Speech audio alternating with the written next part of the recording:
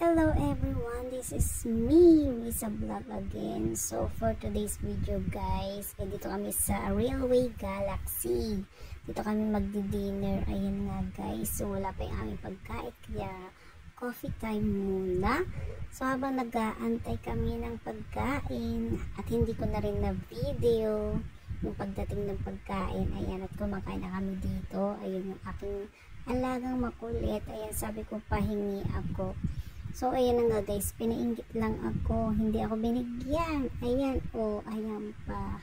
So, totoo lang guys, hindi niya gusto yung french fries. Ang gusto lang niya dyan ay yung ketchup. Ayan, ganyan siya guys. Sabi ko kasi, pahingi ako. Ayan, pinainggit lang talaga ako. Ayan, ang kulit, ang sarap. Kuruti ng pinong-pino. Nakakatawa kasi sobrang cute. Sobrang matalino. Ayan guys.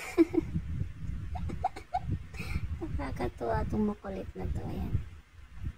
Ito nga pala yung itsura ng Railway Galaxy. Ayan. Maluwang siya sa loob guys. Ayan. Railway Galaxy sa Taichung nga pala ito. Kung sa mga gustong kumain ng lunch. Ayan. Dito po maraming siyang mga lights. Iba-ibang mga kulay. Ayan.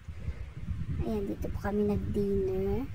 Kaya hindi ko na na-video yung mga pagkain pero sobrang sarap po ng pagkain dahil may makulit nga po kaya hindi na ako napag-video.